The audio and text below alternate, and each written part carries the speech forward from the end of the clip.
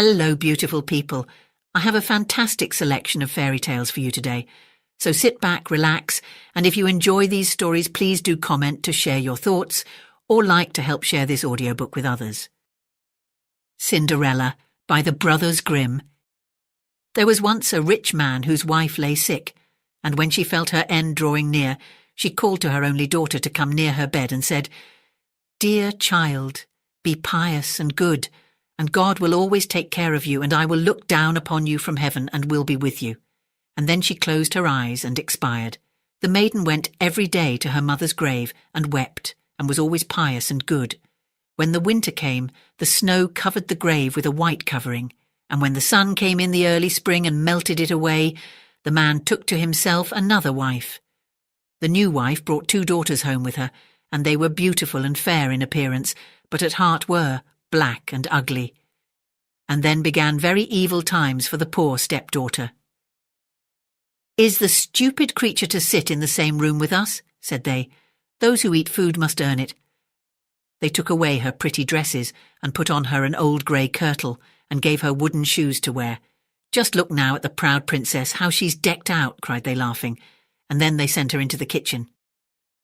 There she was obliged to do heavy work from morning to night, get up early in the morning, draw water, make the fires, cook and wash. Besides that, the sisters did their utmost to torment her, mocking her and strewing peas and lentils among the ashes and setting her to pick them up. In the evenings, when she was quite tired out with her hard day's work, she had no bed to lie on but was obliged to rest on the hearth among the cinders. And as she always looked dusty and dirty, they named her Cinderella. It happened one day that the father went to the fair, and he asked his 2 stepdaughters what he should bring back for them. "Fine clothes," said one. "Pearls and jewels," said the other. "But what will you have, Cinderella?" said he. "The first twig, father, that strikes against your hat on the way home, that is what I should like you to bring me." So he bought for the 2 stepdaughters fine clothes, pearls and jewels, and on his way back, as he rode through a green lane, a hazel twig struck against his hat, and he broke it off and carried it home with him. And when he reached home, he gave to the stepdaughters what they had wished for, and to Cinderella he gave the hazel twig. She thanked him and went to her mother's grave, and planted this twig there, weeping so bitterly that the tears fell upon it and watered it, and it flourished and became a fine tree. Cinderella went to see it 3 times a day, and wept and prayed, and each time a white bird rose up from the tree, and if she uttered any wish, the bird brought her whatever she had wished for. Now it came to pass that the king ordained a festival that should last for 3 days, and to which all the beautiful young women of that country were bidden, so that the king's son might choose a bride from among them. When the 2 stepdaughters heard that they too were bidden to appear, they felt very pleased, and they called Cinderella and said, "Comb our hair, brush our shoes, and make our buckles fast. We are going to the wedding feast at the king's castle." Cinderella, when she heard this, could not help crying, for she too would have liked to go to the dance, and she begged her stepmother to allow her. "What, you Cinderella?" said she, "in all your dust and dirt, you want to go to the festival? You that have no dress and no shoes, you want to dance?" But as she persisted in asking, at last the stepmother said, "I have strewed a dish full of lentils in the ashes, and if you can pick them all up again in 2 hours, you may go with use." Then the maiden went to the back door that led into the garden and called out, "O gentle doves, O turtle doves, and all the birds that be, the lentils that in ashes lie, come and pick up for me. The good must be put in the dish, the bad you may eat if you wish." Then there came to the kitchen window 2 white doves, and after them some turtle doves, and at last a crowd of all the birds under heaven, chirping and fluttering, and they alighted among the ashes. And the doves nodded with their heads and began to pick, peck, pick, peck, and then all the others began to pick, peck, pick, peck, and put all the good grains into the dish. Before an hour was over, all was done, and they flew away. Then the maiden brought the dish to her stepmother, feeling joyful, and thinking that now she should go to the feast. But the stepmother said, "No, Cinderella, you have no proper clothes, and you do not know how to dance, and you would be laughed at." And when Cinderella cried for disappointment, she added, "If you can pick 2 dishes full of lentils out of the ashes, nice and clean, you shall go with us," thinking to herself, "For that is not possible." When she had strewed 2 dishes full of lentils among the ashes, the maiden went through the back door into the garden and cried, "O gentle doves, O turtle doves, and all the birds that be, the lentils that in ashes lie, come and pick up for me. The good must be put in the dish, the bad you may eat if you wish." So there came to the kitchen window 2 white doves, and then some turtle doves, and at last a crowd of all the other birds under heaven, chirping and fluttering, and they alighted among the ashes, and the doves nodded with their heads and began to pick-peck, and then all the others began to pick-peck, and put all the good grains into the dish. And before half an hour was over, it was all done, and they flew away. Then the maiden took the dishes to the stepmother, feeling joyful and thinking that now she should go with them to the feast. But she said, "All this is of no good to you. You cannot come with us, for you have no proper clothes and cannot dance. You would put us to shame." Then she turned her back on poor Cinderella and made haste to set out with her 2 proud daughters. And as there was no one left in the house, Cinderella went to her mother's grave under the hazel bush and cried, little tree, shake over me, that silver and gold may come down and cover me." Then the bird threw down a dress of gold and silver, and a pair of slippers embroidered with silk and silver.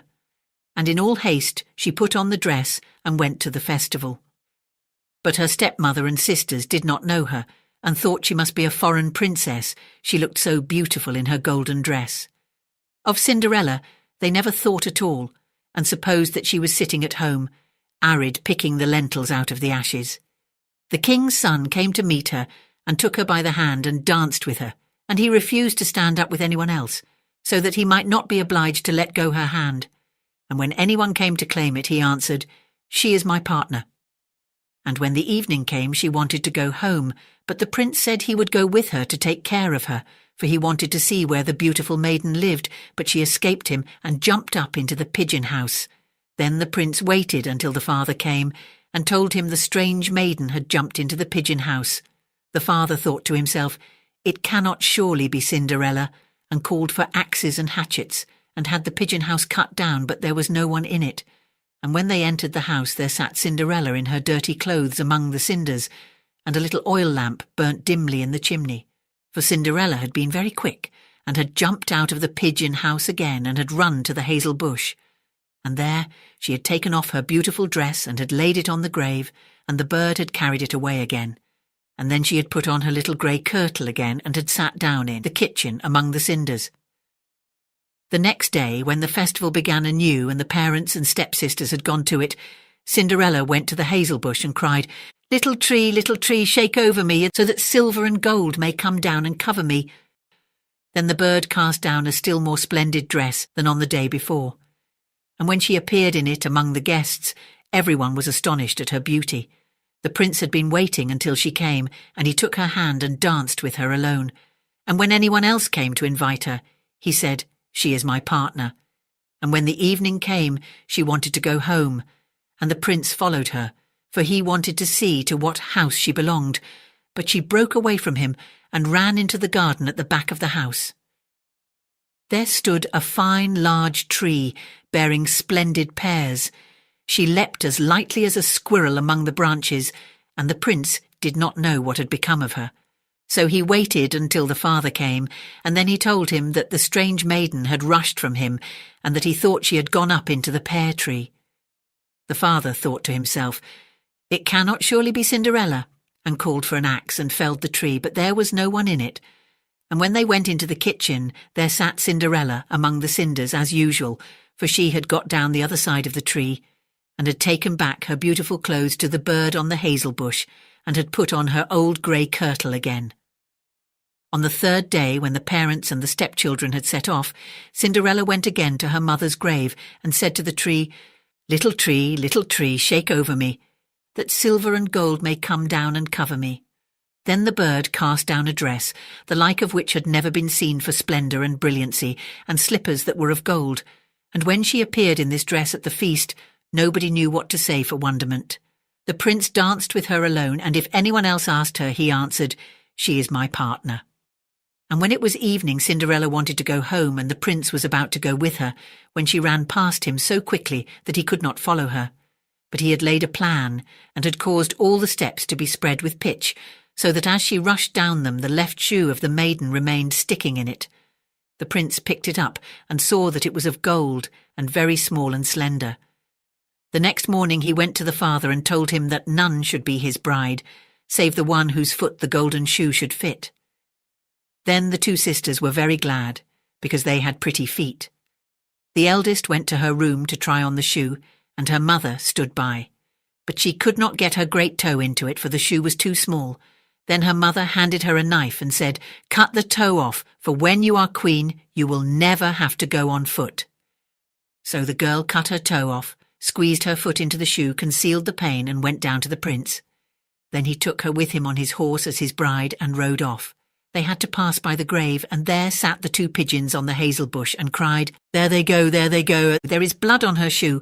The shoe is too small and not the right bride at all." Then the prince looked at her shoe and saw the blood flowing, and he turned his horse round and took the false bride home again, saying she was not the right one, and that the other sister must try on the shoe.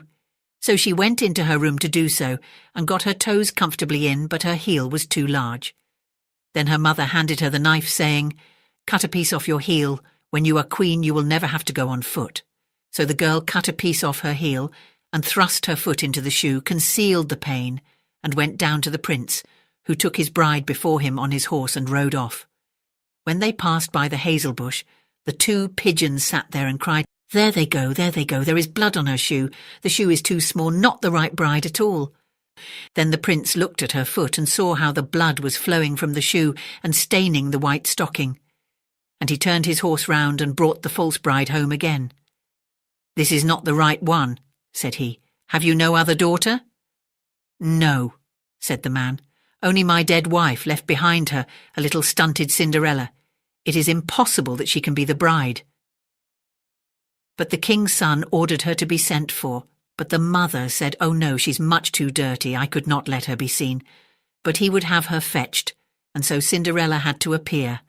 First she washed her face and hands quite clean, and went in and curtsied to the prince, who held out to her the golden shoe.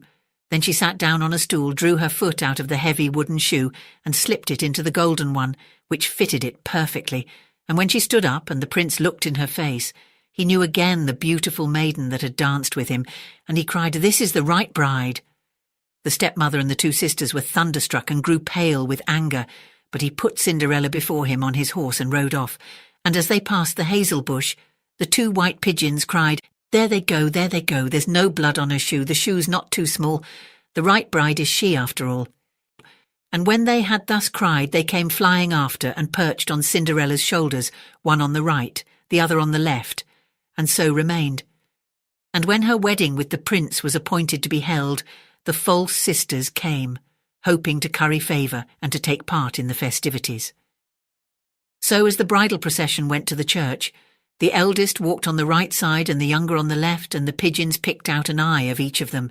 And as they returned, the elder was on the left side and the younger on the right, and the pigeons picked out the other eye of each of them. And so they were condemned to go blind for the rest of their days, because of their wickedness and falsehood.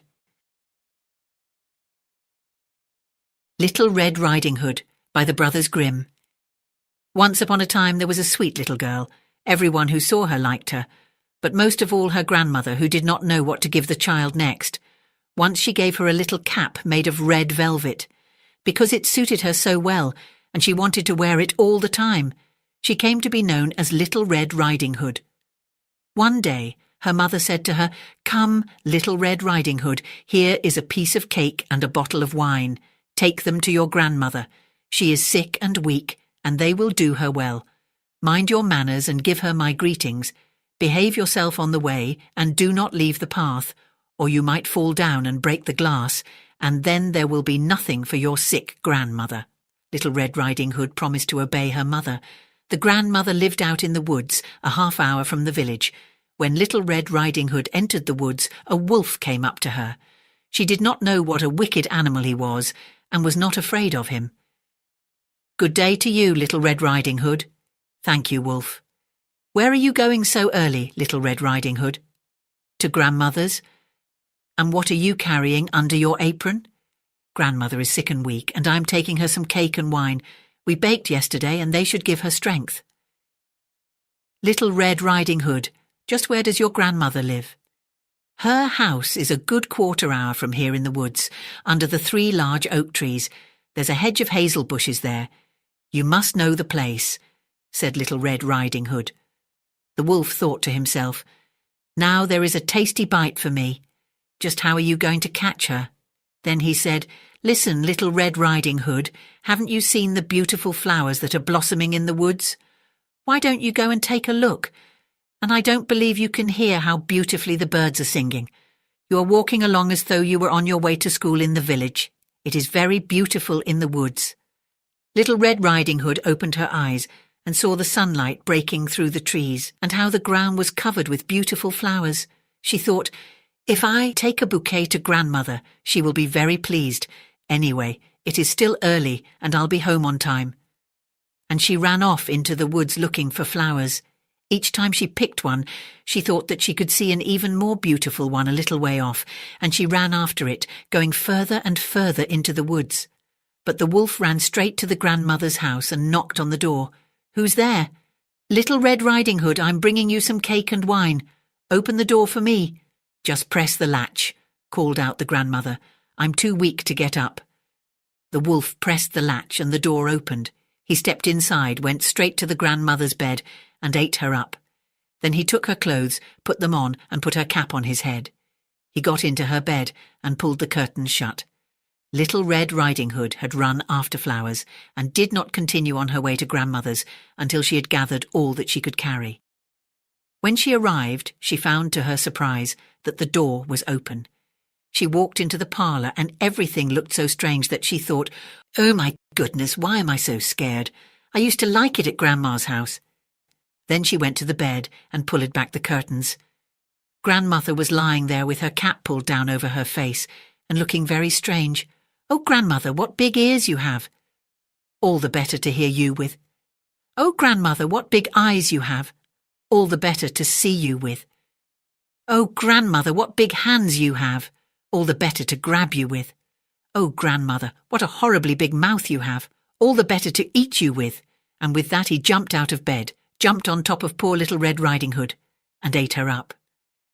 As soon as the wolf had finished this tasty bite, he climbed back into bed, fell asleep, and began to snore very loudly.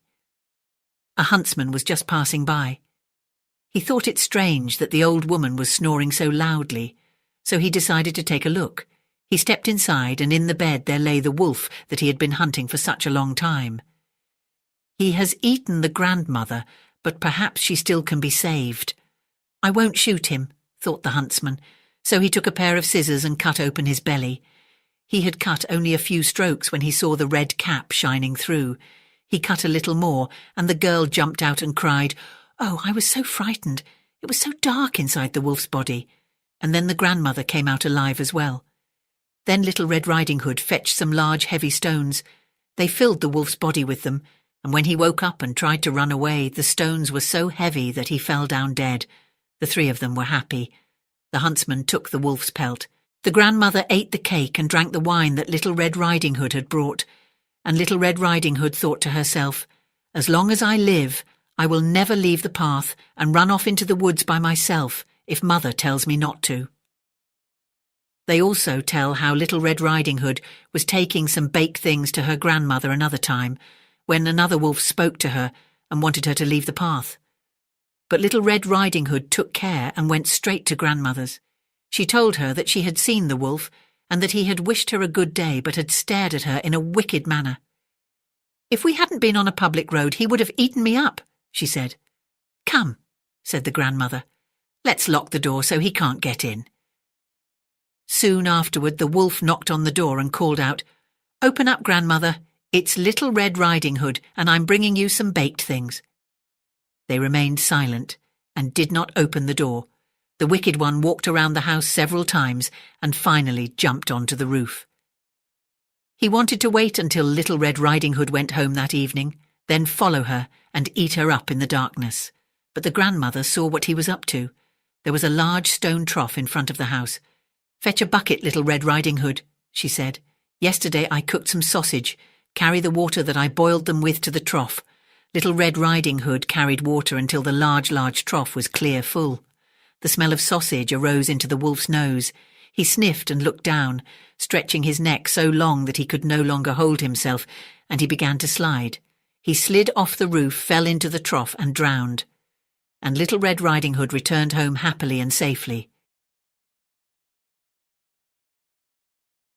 Rumpelstiltskin by the Brothers Grimm.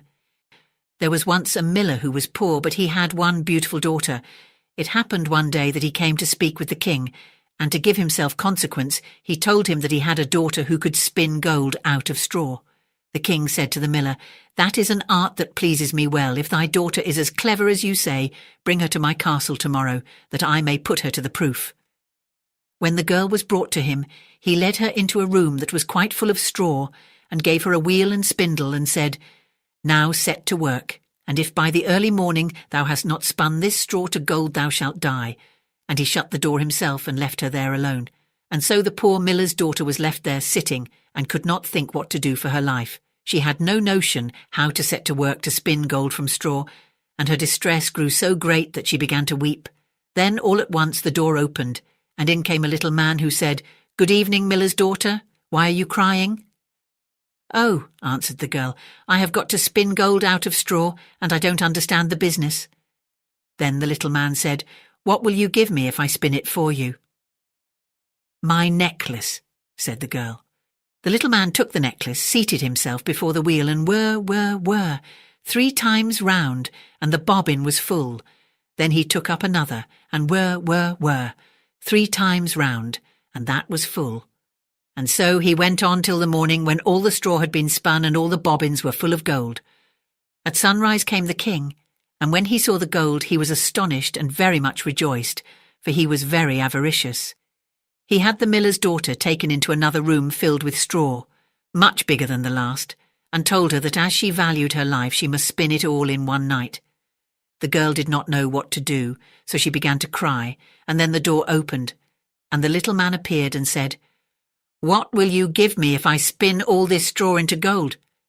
"The ring from my finger," answered the girl. So the little man took the ring and began again to send the wheel whirring round, and by the next morning all the straw was spun into glistening gold. The king was rejoiced beyond measure at the sight, but as he could never have enough of gold, he had the miller's daughter taken into a still larger room full of straw, and said, "This too must be spun in one night, and if you accomplish it you shall be my wife." For he thought, "Although she is but a miller's daughter, I am not likely to find anyone richer in the whole world." As soon as the girl was left alone, the little man appeared for the 3rd time and said, "What will you give me if I spin the straw for you this time?" "I have nothing left to give," answered the girl. "Then you must promise me the first child you have after you are queen," said the little man. "But who knows whether that will happen," thought the girl. But as she did not know what else to do in her necessity, she promised the little man what he desired, upon which he began to spin, until all the straw was gold. And when in the morning the king came and found all done according to his wish, he caused the wedding to be held at once, and the miller's pretty daughter became a queen. In a year's time she brought a fine child into the world, and thought no more of the little man, but one day he came suddenly into her room and said, "Now give me what you promised me." The queen was terrified greatly, and offered the little man all the riches of the kingdom if he would only leave the child. But the little man said, "No, I would rather have something living than all the treasures of the world." Then the queen began to lament and to weep, so that the little man had pity upon her. "I will give you 3 days," said he, "and if at the end of that time you cannot tell my name, you must give up the child to me." Then the queen spent the whole night in thinking over all the names that she had ever heard, and sent a messenger through the land to ask far and wide for all the names that could be found. And when the little man came next day, beginning with Caspar, Melchior, Balthazar, she repeated all she knew and went through the whole list, but after each the little man said, "That is not my name." The 2nd day the queen sent to inquire of all the neighbours what the servants were called, and told the little man all, the most unusual and singular names, saying, "Perhaps you are called roast ribs, or sheep shanks, or spindle shanks?" But he answered nothing but, "That is not my name." The third day the messenger came back again and said, "I have not been able to find one single new name, but as I passed through the woods I came to a high hill, and near it was a little house, and before the house burned a fire, and round the fire danced a comical little man, and he hopped on one leg and cried, 'Today do I bake, tomorrow I brew. The day after that the Queen's child is due, and oh, I am glad that nobody knew that the name I am called is Rumpelstiltskin.' You cannot think how pleased the Queen was to hear that name, and soon afterwards, when the little man walked in and said, 'Now, Mrs. Queen, what is my name?' She said at first, 'Are you called Jack?' 'No,' answered he. 'Are you called Harry?' she asked again. 'No,' answered he. And then she said, 'Then perhaps your name is Rumpelstiltskin.' 'The devil told you that! The devil told you that!' cried the little man, and in his anger he stamped with his right foot so hard that it went into the ground above his knee. Then he seized his left foot with both his hands in such a fury that he split in two, and there was an end of him. Snow White by the Brothers Grimm. It was the middle of winter, and the snowflakes were falling like feathers from the sky, and a queen sat at her window working, and her embroidery frame was of ebony. And as she worked, gazing at times out on the snow, she pricked her finger, and there fell from it 3 drops of blood on the snow. And when she saw how bright and red it looked, she said to herself, "Oh, that I had a child as white as snow, as red as blood, and as black as the wood of the embroidery frame." Not very long after she had a daughter, with a skin as white as snow, lips as red as blood, and hair as black as ebony, and she was named Snow White. And when she was born, the Queen died. After a year had gone by, the king took another wife, a beautiful woman, but proud and overbearing, and she could not bear to be surpassed in beauty by anyone. She had a magic looking-glass, and she used to stand before it, and look in it and say, "Looking-glass upon the wall, who is fairest of us all?" And the looking-glass would answer, "You are fairest of them all." And she was contented, for she knew that the looking-glass spoke the truth. Now, Snow White was growing prettier and prettier, and when she was 7 years old she was as beautiful as day, far more so than the Queen herself. So one day when the Queen went to her mirror and said, "Looking-glass upon the wall, who is fairest of us all?" it answered, "Queen, you are full fair, 'tis true, but Snow White fairer is than you." This gave the Queen a great shock, and she became yellow and green with envy, and from that hour her heart turned against Snow White, and she hated her. And envy and pride like ill weeds grew in her heart higher every day, until she had no peace day or night. At last she sent for a huntsman and said, "Take the child out into the woods, so that I may set eyes on her no more. You must put her to death, and bring me her heart for a token." The huntsman consented and led her away, but when he drew his cutlass to pierce Snow White's innocent heart, she began to weep, and to say, "Oh, dear huntsman, do not take my life. I will go away into the wild wood and never come home again." And as she was so lovely, the huntsman had pity on her and said, "Away with you then, poor child."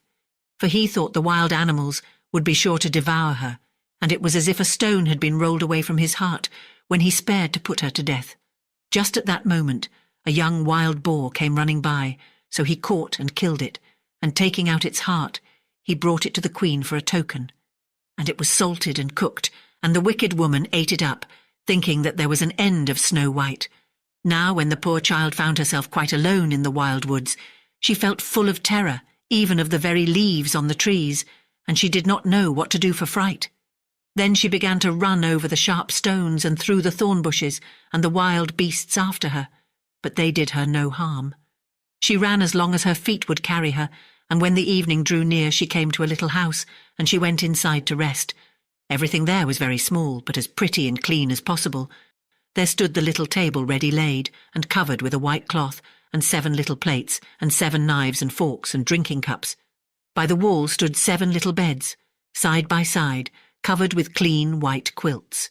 Snow White, being very hungry and thirsty, ate from each plate a little porridge and bread, and drank out of each little cup a drop of wine, so as not to finish up one portion alone. After that she felt so tired that she lay down on one of the beds, but it did not seem to suit her. One was too long, another too short, but at last the 7th was quite right, and so she lay down upon it, committed herself to heaven, and fell asleep. When it was quite dark, the masters of the house came home. They were 7 dwarfs whose occupation was to dig underground among the mountains. When they had lighted their 7 candles, and it was quite light in the little house, they saw that someone must have been in, as everything was not in the same order in which they left it. The first said, "Who has been sitting in my little chair?" The second said, "Who has been eating from my little plate?" The third said, "Who has been taking my little loaf?" The fourth said, "Who has been tasting my porridge?" The fifth said, "Who has been using my little fork?" The sixth said, "Who has been cutting with my little knife?" The seventh said, "Who has been drinking from my little cup?" Then the first one, looking round, saw a hollow in his bed and cried, "Who has been lying on my bed?" And the others came running and cried, "Someone has been on our beds too." But when the 7th looked at his bed, he saw little Snow White lying there asleep. Then he told the others, who came running up, crying out in their astonishment and holding up their 7 little candles to throw a light upon Snow White. "Oh goodness! Oh gracious!" cried they. "What beautiful child is this?" And were so full of joy to see her that they did not wake her, but let her sleep on. And the 7th dwarf slept with his comrades, an hour at a time with each, until the night had passed.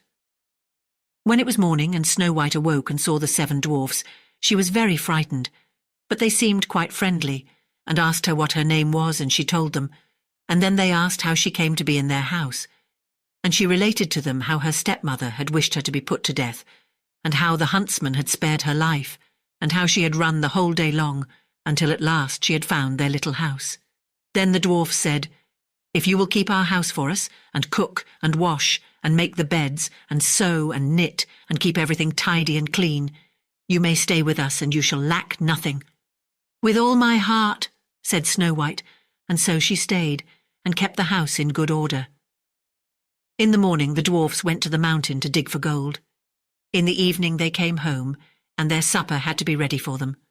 All the day long the maiden was left alone, and the good little dwarfs warned her, saying, "Beware of your stepmother, she will soon know you are here. Let no one into the house." Now the queen, having eaten Snow White's heart, as she supposed, felt quite sure that now she was the first and fairest, and so she came to her mirror and said, "Looking glass upon the wall, who is fairest of us all?" And the glass answered, "Queen, thou art of beauty rare, but Snow White living in the glen, with the 7 little men, is 1,000 times more fair." Then she was very angry, for the glass always spoke the truth, and she knew that the huntsman must have deceived her, and that Snow White must still be living. And she thought and thought how she could manage to make an end of her, for as long as she was not the fairest in the land, envy left her no rest. At last she thought of a plan. She painted her face and dressed herself like an old peddler woman, so that no one would have known her. In this disguise she went across the 7 mountains until she came to the house of the 7 little dwarfs, and she knocked at the door and cried, "Fine wares to sell, fine wares to sell." Snow White peeped out of the window and cried, "Good day, good woman, what have you to sell?" "Good wares, fine wares," answered she, "laces of all colours," and she held up a piece that was woven of variegated silk. "I need not be afraid of letting in this good woman," thought Snow White, and she unbarred the door and bought the pretty lace. "What a figure you are, child," said the old woman. "Come and let me lace you properly for once." Snow White, suspecting nothing, stood up before her and let her lace her with the new lace, but the old woman laced so quick and tight that it took Snow White's breath away, and she fell down as dead. "Now you have done with being the fairest," said the old woman as she hastened away. Not long after that, towards evening, the 7 dwarfs came home and were terrified to see their dear Snow White lying on the ground, without life or motion. They raised her up, and when they saw how tightly she was laced, they cut the lace in 2. Then she began to draw breath, and little by little she returned to life. When the dwarfs heard what had happened, they said, "The old peddler woman was no other than the wicked queen. You must beware of letting anyone in when we are not here." And when the wicked woman got home, she went to her glass and said, "Looking glass against the wall, who is fairest of us all?" And it answered as before, "Queen, thou art of beauty rare, but Snow White living in the glen, with the 7 little men, is 1,000 times more fair." When she heard that, she was so struck with surprise that all the blood left her heart, for she knew that Snow White must still be living. "But now," said she, "I will think of something that will be her ruin." And by witchcraft she made a poisoned comb. Then she dressed herself up to look like another different sort of old woman. So she went across the 7 mountains and came to the house of the 7 dwarfs and knocked at the door and cried, "Good wares to sell, good wares to sell." Snow White looked out and said, "Go away, I must not let anybody in." "But you are not forbidden to look," said the old woman, taking out the poisoned comb and holding it up. It pleased the poor child so much that she was tempted to open the door, and when the bargain was made, the old woman said, "Now for once your hair shall be properly combed." Poor Snow White, thinking no harm, let the old woman do as she would, but no sooner was the comb put in her hair than the poison began to work, and the poor girl fell down senseless. "Now, you paragon of beauty," said the wicked woman, "this is the end of you," and went off. By good luck it was now near evening, and the 7 little dwarfs came home. When they saw Snow White lying on the ground as dead, they thought directly that it was the stepmother's doing, and looked about, found the poisoned comb, and no sooner had they drawn it out of her hair than Snow White came to herself, and related all that had passed. Then they warned her once more to be on her guard, and never again to let anyone in at the door. And the Queen went home and stood before the looking-glass and said, "Looking-glass against the wall, who is fairest of us all?" And the looking-glass answered as before, "Queen, thou art of beauty rare, but Snow White living in the glen, with the 7 little men, is 1,000 times more fair." When she heard the looking-glass speak thus, she trembled and shook with anger. "Snow White shall die," cried she, "though it should cost me my own life." And then she went to a secret lonely chamber, where no one was likely to come, and there she made a poisonous apple. It was beautiful to look upon, being white with red cheeks, so that anyone who should see it must long for it, but whoever ate even a little bit of it must die.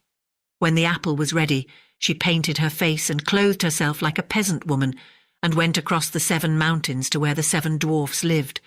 And when she knocked at the door, Snow White put her head out of the window and said, "I dare not let anybody in. The 7 dwarfs told me not." "All right," answered the woman.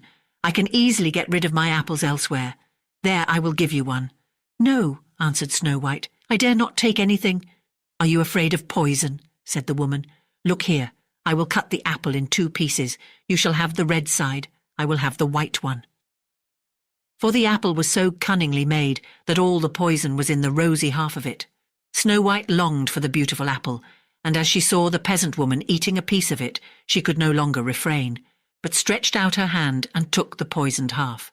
But no sooner had she taken a morsel of it into her mouth than she fell to the earth as dead, and the Queen, casting on her a terrible glance, laughed aloud and cried, "As white as snow, as red as blood, as black as ebony, this time the dwarfs will not be able to bring you to life again." And when she went home and asked the looking-glass, "Looking-glass against the wall, who is fairest of us all?" At last it answered, "You are the fairest now of all." Then her envious heart had peace, as much as an envious heart can have. The dwarfs, when they came home in the evening, found Snow White lying on the ground, and there came no breath out of her mouth, and she was dead. They lifted her up, sought if anything poisonous was to be found, cut her laces, combed her hair, washed her with water and wine, but all was of no avail. The poor child was dead, and remained dead. Then they laid her on a bier, and sat all 7 of them round it, and wept and lamented 3 whole days. And then they would have buried her, but that she looked still as if she were living, with her beautiful blooming cheeks. So they said, "We cannot hide her away in the black ground." And they had made a coffin of clear glass, so as to be looked into from all sides, and they laid her in it, and wrote in golden letters upon it her name, and that she was a king's daughter. Then they set the coffin out upon the mountain, and one of them always remained by it to watch. And the birds came too, and mourned for Snow White, first an owl, then a raven, and lastly a dove. Now, for a long while, Snow White lay in the coffin and never changed, but looked as if she were asleep, for she was still as white as snow, as red as blood, and her hair was as black as ebony. It happened, however, that one day a king's son rode through the wood and up to the dwarf's house, which was near it. He saw on the mountain the coffin, and beautiful Snow White within it, and he read what was written in golden letters upon it. Then he said to the dwarfs, "Let me have the coffin." and I will give you whatever you like to ask for it." But the dwarfs told him that they could not part with it for all the gold in the world. But he said, "I beseech you to give it me, for I cannot live without looking upon Snow White. If you consent, I will bring you to great honour, and care for you as if you were my brethren." When he so spoke, the good little dwarfs had pity upon him, and gave him the coffin, and the king's son called his servants, and bid them carry it away on their shoulders. Now it happened that as they were going along they stumbled over a bush, and with the shaking, the bit of poisoned apple flew out of her throat. It was not long before she opened her eyes, threw up the cover of the coffin and sat up, alive and well. "Oh dear, where am I?" cried she. The king's son answered full of joy, "You are near me." And relating all that had happened, he said, "I would rather have you than anything in the world. Come with me to my father's castle, and you shall be my bride." And Snow White was kind, and went with him, and their wedding was held with pomp and great splendour. But Snow White's wicked stepmother was also bidden to the feast, and when she had dressed herself in beautiful clothes, she went to her looking-glass and said, "Looking-glass upon the wall, who is fairest of us all?" The looking-glass answered, "O Queen, although you are of beauty rare, the young bride is 1,000 times more fair." Then she railed and cursed, and was beside herself with disappointment and anger. First, she thought she would not go to the wedding, but then she felt she should have no peace until she went and saw the bride. And when she saw her, she knew her for Snow White, and could not stir from the place for anger and terror. For they had ready red-hot iron shoes, in which she had to dance until she fell down dead. I hope you enjoyed this audiobook, and if you did, come back soon for some more terrific tales.